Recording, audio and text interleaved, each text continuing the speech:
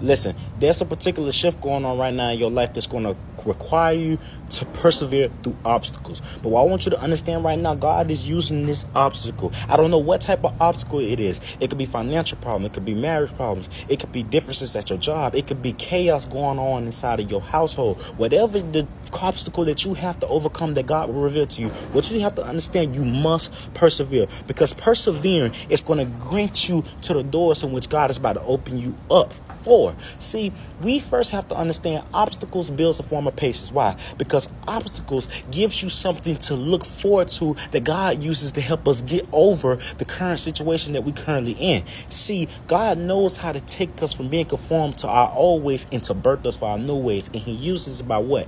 Chaos and obstacles. When you are a person who has a codependency on things and people that aren't serving you, it tends to keep you in a season where God doesn't want you to be. And what God does is he allows us to sit there temporarily, all to cause something to happen. It could be a betrayal between your friend who you have a codependency in. It could be a betrayal in that marriage where you didn't know you were sleeping with the enemy. It could be a betrayal at your house or at your job where the people in there don't value you. God will use anything strategically in order to take you out of that place. What you got to understand is God is in the process of constantly upgrading you to the next level, but you have to first see yourself as something bigger than what you claim yourself to be.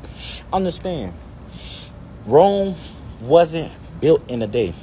You're a work in progress. The same way it took time for you to get to the age that you're at today, God wants you to know it's going to take time. It's going to take a journey. It's going to take you breaking cycles. It's going to take you leaving things. You're going to have to sacrifice, but it's all going to be worth it for your greater good, because you are God's most prized possession. You are the change. And by you changing, it's going to change the world that God has evolving around you, because we all have a purpose in which we're tied to a certain amount of people in which we're supposed to be free. See, God is in the process of freeing you, but first you have to see that in your mind, because it's always going to be some taking in your mind to make you think that you're not being impactful, think that you're not in the right position. But really, even when we think we're not in the right place, God, in God's eyes, we're always in the right place, because God could bring good out of anything. Understand, God will make strength. God will make favor out of your struggle. He will use that struggle in order to make you stronger. He will use that drug addiction in order to help you teach people how to rehabilitate themselves, how to get out of that drug addiction. Whatever it is you battling with, God is going to use you, but you got to let him use you. You can't be closed-minded. You can't be